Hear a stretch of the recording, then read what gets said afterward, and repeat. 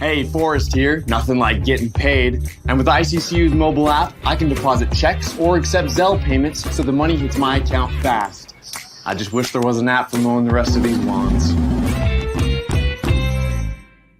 Right now, Lithia Ford of Boise is buying used vehicles. How much you want for the SUV? I don't know. Well, Lithia Ford will give you more than that. How much more? More than you think. I'm not thinking anything. I'm thinking you might get even more than that.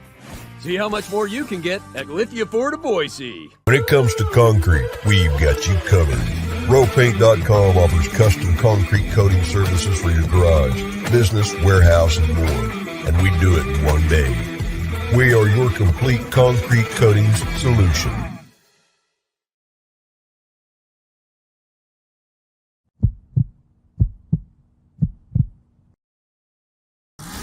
This is Bronco Nation News Live. The best interviews, the most informed opinions, the latest breaking news. Joining BJ Rains today is KTIK 95.3 FM The Ticket's Mike Prater. Listen to Idaho Sports Talk with Prater in the Ballgame. Weekdays from 3 to 6 on 95.3 FM The Ticket and online at KTIK.com. Today's broadcast is coming from the Cutwater Spirits Canned Cocktail Studios. Check out one of their more than 30 flavors of pre-mixed premium cocktails at your local gas station or grocery store. Now, here's Mike Prater and BJ Rains with another edition of Bronco Nation News Live.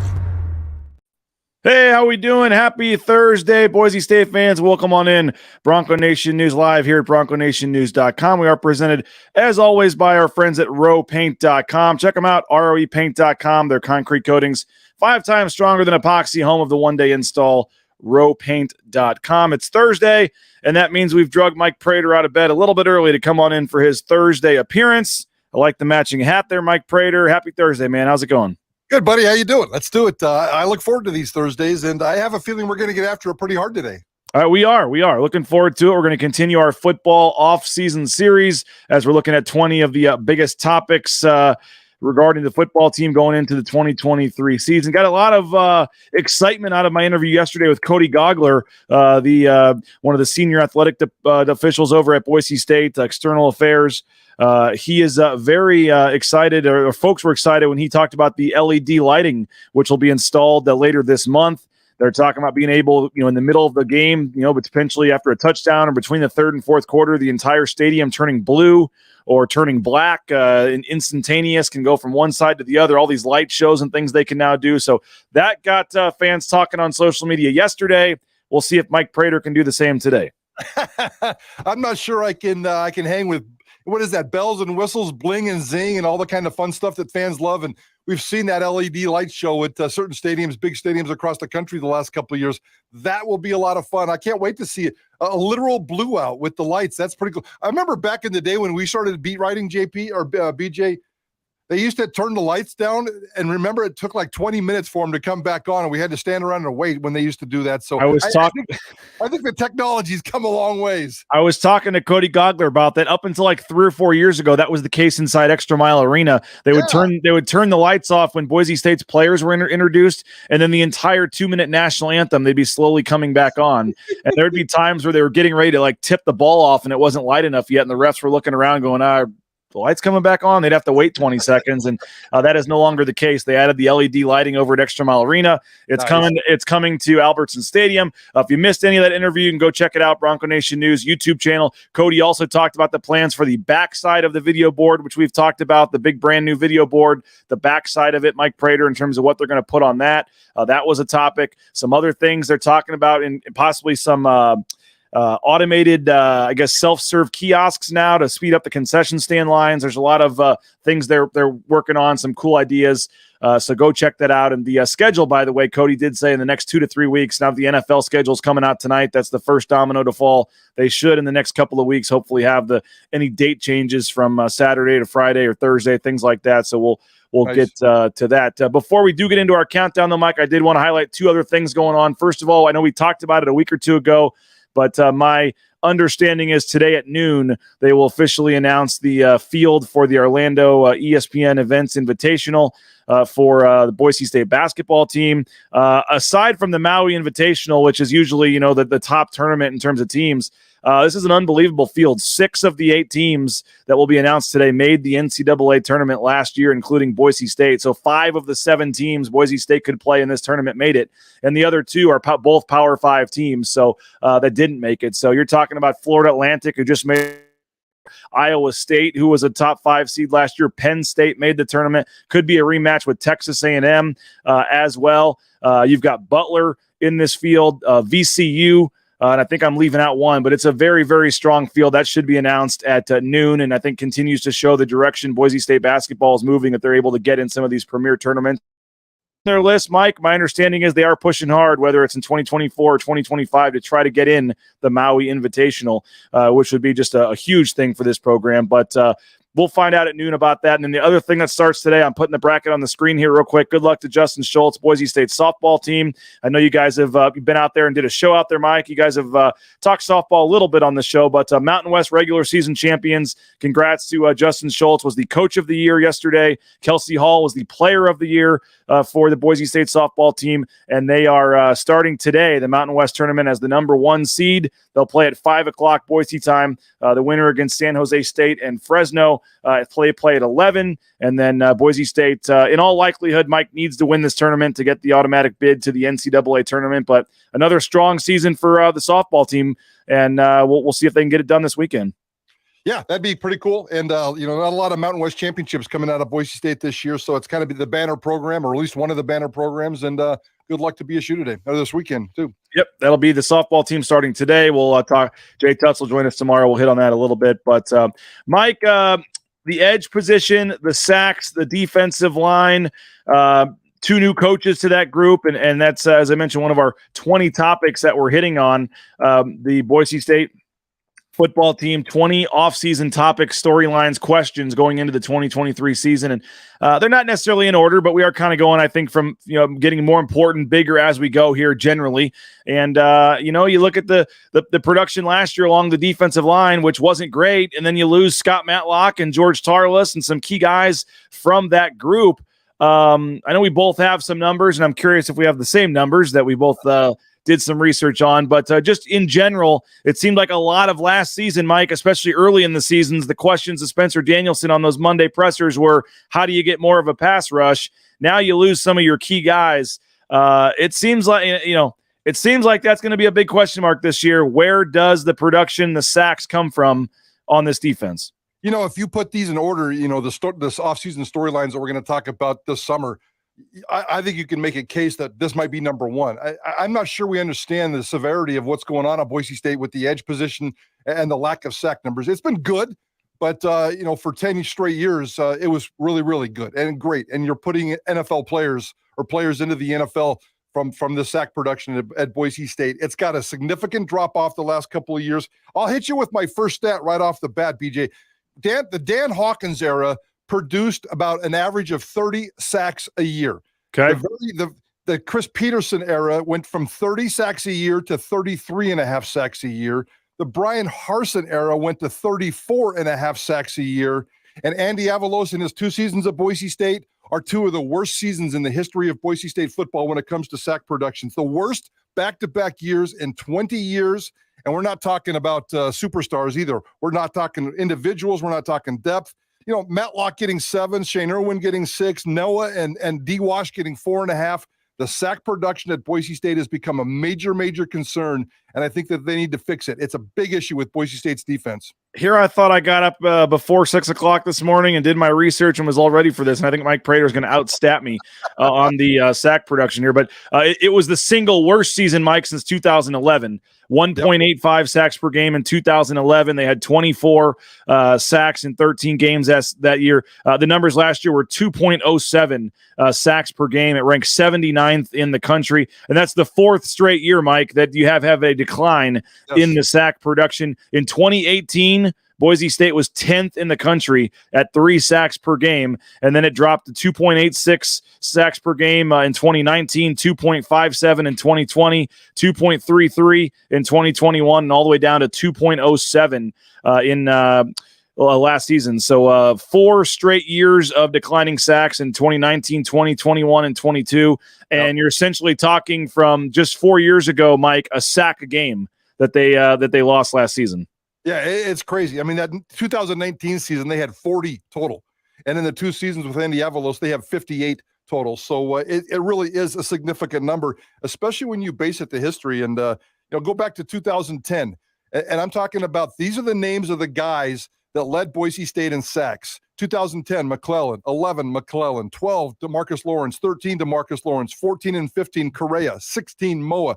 17, 18, and 19, Weaver. And we're talking double-digit sacks almost every year. And what's the other common theme here? Every single one of those players ended up in the NFL. I know Matlock's getting a chance. I know Matlock led the team in sacks a couple of years ago. That's not going to be his primary job, is to chase the quarterback in the NFL. It shouldn't have been his primary job at Boise State. I think it exposes a deficiency on the outside.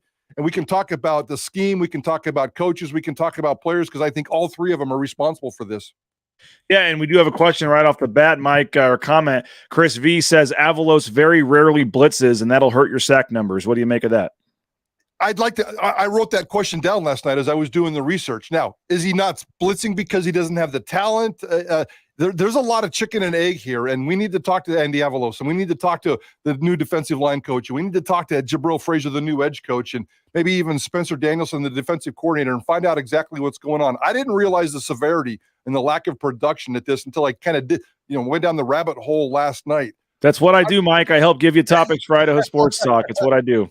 I'm just not sure if it's the scheme or the lack of players, because I'm seeing both. And I don't remember Andy Avalos doing a lot of blitzing, but I don't know if he has the kind of players that are out there on the edge blitzing. And he also has, and we'll dive into this here in a little bit, 3 consecutive years he's had a different edge position coach, and that's got to be an issue. There's been some turnover on the defensive line we have to talk about today. That might help, and we can talk about that moving forward. But I'm dying to ask Andy Avalos a bunch of questions about the edge, because after last night's research, I got a million questions to ask him. Well, I mean, I don't know if you ranked them 1 through 3 or whatever, but I mean, you mentioned the talent. That's obviously number 1. You got to have the talent. You got to have NFL caliber players. I think they thought Dimitri Washington was going to be that guy to kind of step in after Curtis Weaver. I mean, I remember sitting in the same chair in a Zoom interview a couple of years ago during COVID, where Spencer Danielson was talking about, Dimitri Washington being the next Curtis Weaver and maybe being better than Curtis Weaver. And obviously injuries derailed that. They had to bring in George Tarlas for 1 year, and he had, 4.5 sacks, whatever it was, in 6 games before he got hurt. Yeah. So talent is a big part of it. I know talent can improve with coaching, recruiting, that kind of stuff. But I mean, I know we have more questions to ask. We need to find out more information, but your 30,000-foot view of this with the stats you have and the knowledge you have, where can you start to pinpoint this? Well, the players, you got to have the players, and I'm not even sure they have the players this year, although they tried. I mean, look at the some of the offseason transactions they had this year. All the edge players coming up behind Dimitri Washington now are mostly young players, transfer players, and incoming players, and they brought in a bunch of edge players. So I think it's maybe the loss of recruiting. Injuries, you talked about Dimitri Washington always being hurt. You talked about Tarlas always being hurt and not being able to be productive. So there's some bad luck in there. It's not all Boise State, but I think they've missed on some recruits. Some of the recruits that they've got have been injured, and maybe it is a little bit of the scheme. I mean, look at Dimitri Washington. Even when he's healthy, dude's played 39 games, and we all love Dimitri Washington. He's got a great story, and he's a good football player, but he's played 39 games at Boise State. His number 1 job is to rush the quarterback, and he has 10. In 39 games. That's not good production, even when you are healthy. You might not know the answer to this, but maybe you did, since you did a lot of research. 4.5 sacks is the team lead. Do you know when the last time the team leader had 4.5 or less? I mean, that's something I should have looked at, but I can't imagine too many seasons where the team leader in sacks didn't have at least 5. I went back all the way to 2009. Winter Swike had 9, as I was doing that list of NFL players. So it's been at least 10, maybe 15 years, maybe even more so. I didn't get all the way through the Peterson era. Dan Hawkins didn't exactly emphasize defense. He wanted to outscore you. So maybe sometime during the Dan Hawkins era, but it's been a long, long time for sure. Well, we're talking about Boise State's struggles. We got a lot more to talk about on this topic in terms of kind of looking at guys that are leaving and who's coming in. But first, I do want to remind you about some of our great sponsors. Lithia Ford of Boise. It's grilling season, and that means the weather is warming up and the deals are as good as ever down there at Lithia Ford of Boise. Go check them out, lithiafordboise.com. View their full inventory of vehicles. And we appreciate Jim Sturk and Company. They're sponsoring the hole-in-one. Win a free new Bronco Sport at the golf tournament on June 2nd. Idaho Central Credit Union, ICCU.com. Mike, I finally got a date for my big announcement, May 23rd. So I've only got another week and a half or so to keep my mouth shut. May 23rd, Idaho Central Credit Union, ICCU.com. We got a big announcement coming with Bronco Nation News and ICCU on May 23rd. Don't miss it. If you're looking for a new job, how about transportation compliance service? How about getting into the trucking industry? Become a truck driver. Get out there on the open road. And enjoy the freedom that comes with that. Transcomservice.com. They can help you with all the permits and things you need. Transcomservice.com. And the Blue and Orange Store, one of our major sponsors here. They'll be providing the prizes. And I know Travis Hawks and Company are going to be out there golfing as well, Mike. Looking forward to having them out there. The Blue and Orange Store.com. Check them out. Free shipping. Any order over $40. And if you are not in the area, you can take advantage of that. The Blue and Orange Store.com. But if you are, they will help you out there. The second floor of the Boise Town Square Mall. Mike, by the way, one more sponsor I want to shout out here. I know you've been doing great on your weight loss. Shout out to Lean Feast Meridian. I weighed in again this morning, another full 2 pounds gone. I'm coming for you, Mike Prater. Lean Feast Meridian, awesome place. Dave and his staff do a tremendous job. They've got NIL deals with Talon Green, Ashton Genty, some other athletes, but I just love how customizable it is. When I think meal prep, I think those frozen meals that get delivered with the peas or something you don't like and don't want to eat, and it's not enough food in the meal. This is like going down your line at Subway or Chipotle. You tell them what you want, you tell them how much you want, and they weigh it, and it's awesome, and it's great, healthy food, delicious food. For someone doing keto like me, they have the keto options. I have the cauliflower rice. They have other kind of options if you're looking for different things. They can do breakfast, lunch, dinner, and 2 minutes in the microwave, and you're eating surf and turf for lunch. It's awesome if you work in an office building or something and can't you have to bring your lunch, and it's not always easy to kind of do that. So great customizable meal prep, and it's delicious and it's filling are the two big things that I think are important. Leanfeast.com/Meridian.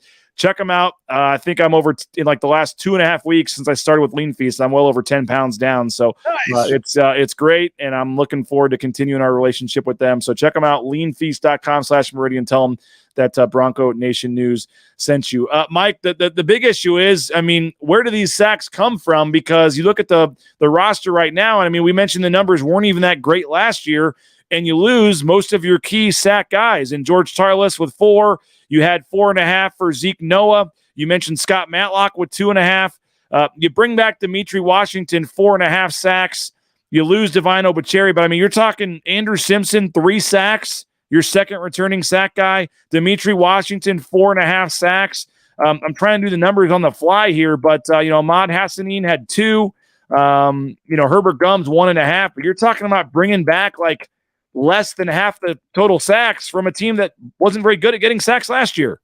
Yeah, that's the problem. And maybe if you could increase those guys' production just a little bit, except for Dimitri Washington, where I'd like to see him double that and get to 9, 10, 11 in that area. And the players that they brought in, the transfers, because, again, their offseason shows that how desperate they are about this position and how much they need to improve it. The Weegis kid is a transfer. He may be a defensive lineman, an edge guy. Not a lot of production there. Virgin, Kevon Wright, Wilborn, Hunter, Mason Jacobson. Those are all the other edge players. Gabe Hunter has a half a sack. And we told you what Dimitri Washington's sack numbers are. Everybody else on this team from the edge position has 0 sacks, 0 career college sacks. So the interior guys, they're not going to get the job done to the degree that I want or the degree that Andy Evols probably wants from this team. The new guys, somebody's going to have to step up.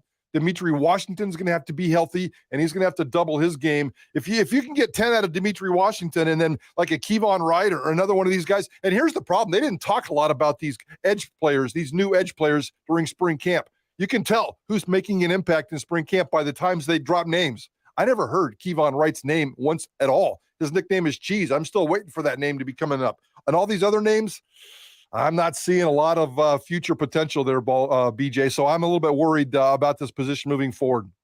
Chris says, hoping Jaden Virgin can play up to his potential, highly rated, has the size. Sky says that Jaden kid is a 4-star, but haven't heard much buzz about him this year from Danielson. Exactly. I mean, that's the deal. I mean, there's some decent recruiting names there, but if you're transferring for a reason. There's a red flag in there somewhere.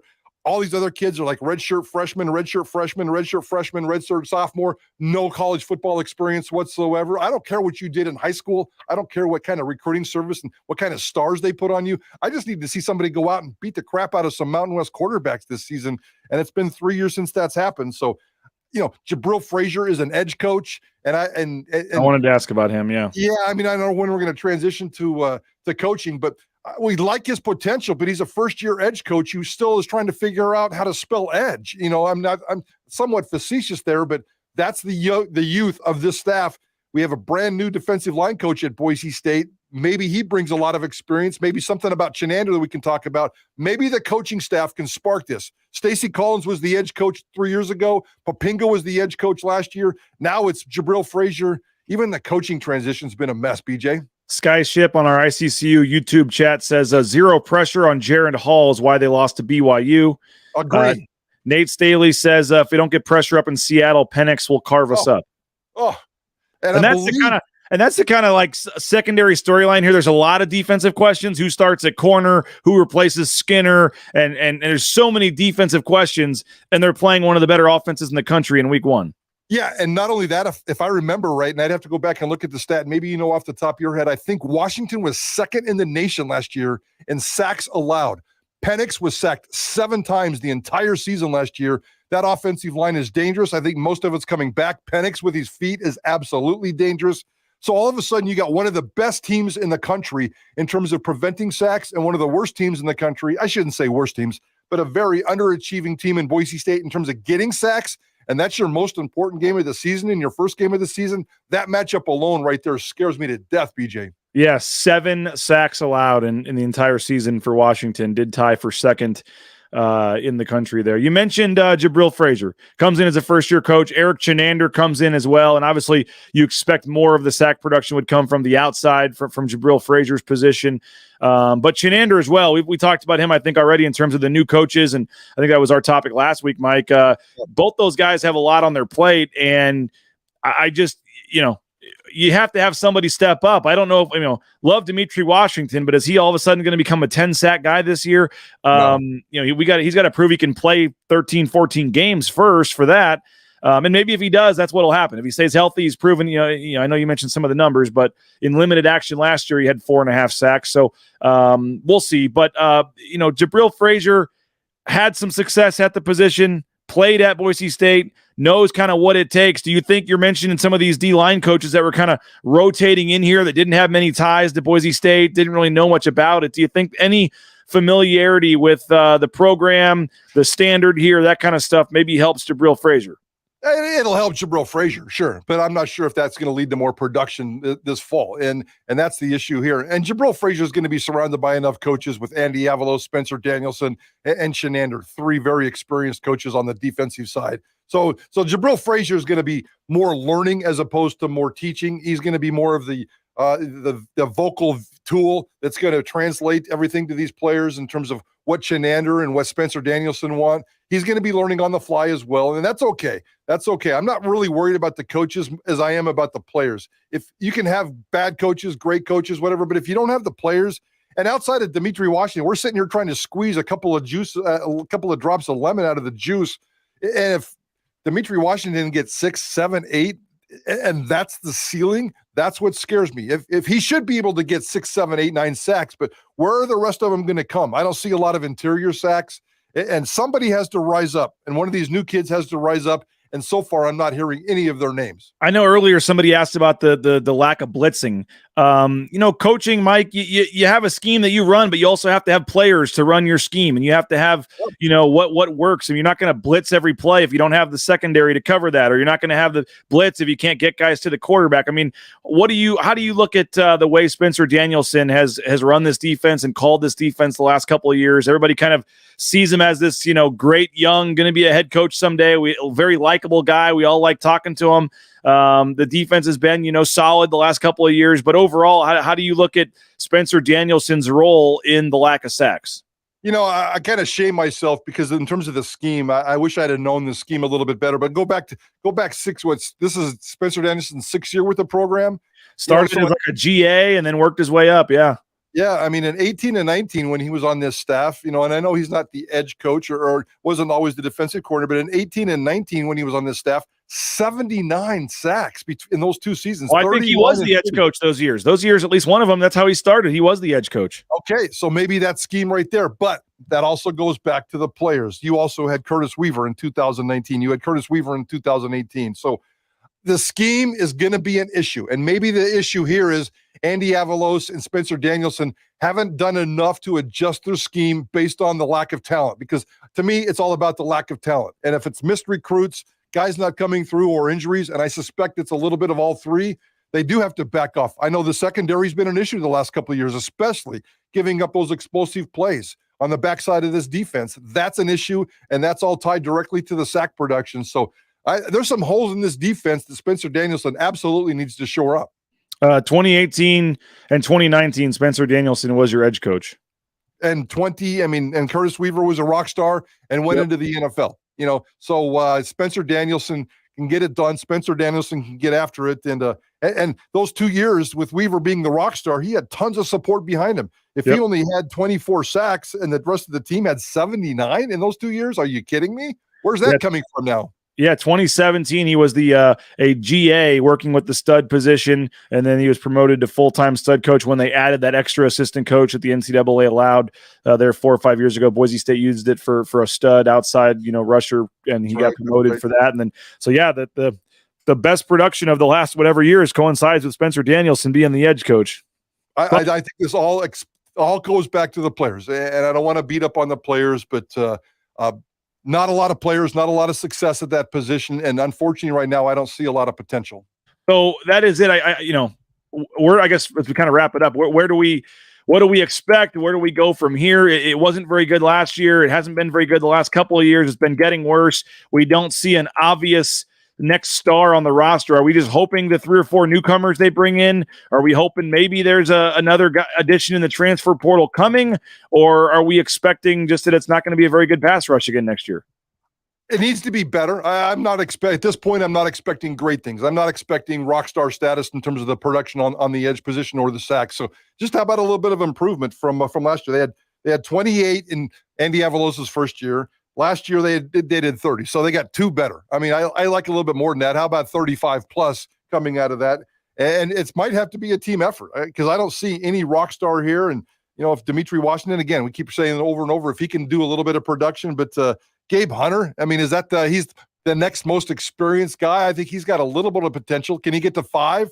Can D-Wash get to 10? And can the rest of these guys come up with 15? I think it's possible. Maybe the Chenander element is going to bring a difference. And this guy's got great experience. Scott Frost, UCF, Nebraska. He comes in with great experience. He might be your next defensive coordinator if Spencer Danielson ever leaves. Maybe he adds a wrinkle. They have to get more aggressive. Maybe with the players that they have, you have to get more aggressive with the scheme. Hopefully that's something they're looking at this offseason. Well, great topic, and I think there's a lot there, that should be worrisome to Boise State fans. And like I said, not an obvious outlook for a reason for hope, but we'll see. I think it's a key storyline going into the season: defensive line and the sack production there. Tomorrow's topic with Jay Tuss, Mike Prater. What is Boise State's record at the end of September? You got at Washington, you got UCF at home, North Dakota at home, at San Diego State, and at Memphis. 5 games in the month of September. What's your quick 20-second thought on their record at the end of September? Boy, 3-2 sounds pretty good right now, doesn't it? I think that's a realistic number. You've got to come out of that 3-2. You can't be 2-3. You can't have a losing record going into the month of October. 3-2, unfortunately, I think is about as good as it sounds right now. Hey, Mike, we do have a cool promotion going as we wrap this up for the golf tournament. The next 5 foursomes that sign up, we're trying to fill the afternoon session here. It's about 3/4 the way full, but I want to sell out, man. I'm not taking one open spot. That's more money the charity could get. That's more money the charity could get. Idaho Youth Sports Commission. The next 5 foursomes that sign up will be guaranteed to have a football player playing in their foursome with them. So I'll give you a football player. It could be DJ Schramm, Riley Smith, Jonah Dalmas, Alexander Tubner, Kaniho, Maddox Madsen. We got some great guys that are coming out to play in this tournament. And the next 5 foursomes that sign up, I will guarantee you a player. And anyone else that's already signed up for the afternoon saying, what the heck, why are we getting gypped? You'll be in a drawing for some players as well. So, but we have 9 players coming. So I'll guarantee 5, and then we'll have 4 that go into a drawing for the other ones. But the football players are part of the afternoon session. So looking forward to that. June 2nd. Prater's going to be out there. Johnny, JP. I got new groups for JP and for Johnny this year, so I'm interested to see how they fare in their groups, and the goal is on to get Johnny wearing tennis shoes for this thing. But looking forward to it. It's 3 weeks from tomorrow, Mike, coming up pretty quick. Yeah, I can't wait, and that's the sign that summer's around the corner, June's right around the corner, and you do a hell of a job with that. I know that's a lot of work.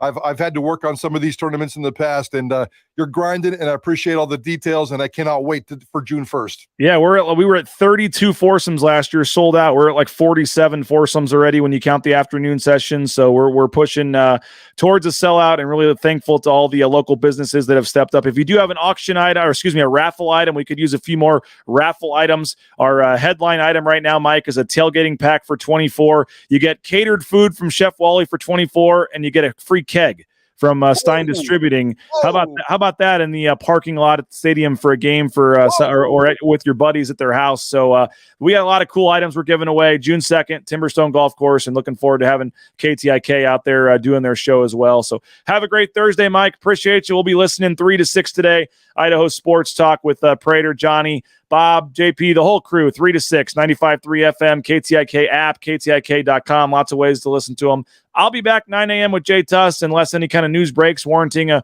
special show before then. Have a great rest of your Thursday. We'll talk to you tomorrow, 9 a.m. with Jay Tuss. This is Bronco Nation News Live, BroncoNationNews.com.